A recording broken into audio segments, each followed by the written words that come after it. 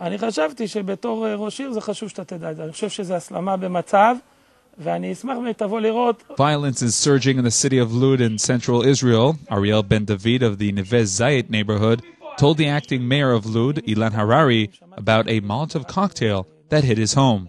ככה אנחנו כבר התכוננו לשינה. We were getting ready to go to sleep.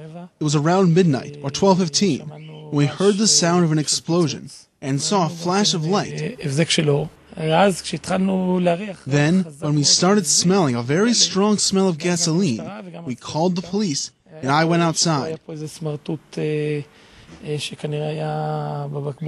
There were flames here, and a rag that apparently had been inside the bottle was still burning down here, right next to the gas cylinders, which by the grace of God didn't catch flame.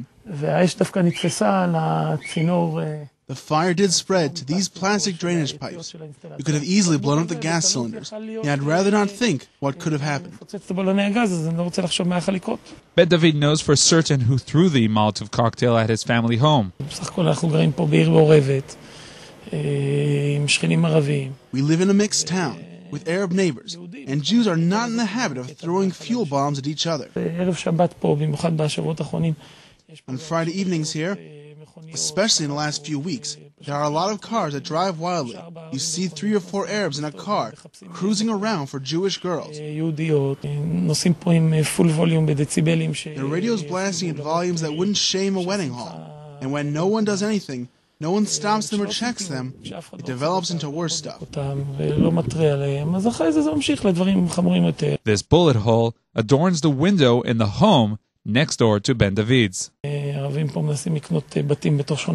Arabs are trying to buy homes inside a Jewish neighborhood, and we, of course, are trying to prevent it. Of course, this is not a personal thing against this Arab or that. We prefer they live in their neighborhoods, and we live in ours. I'm not talking about the national problem, which also exists, of course.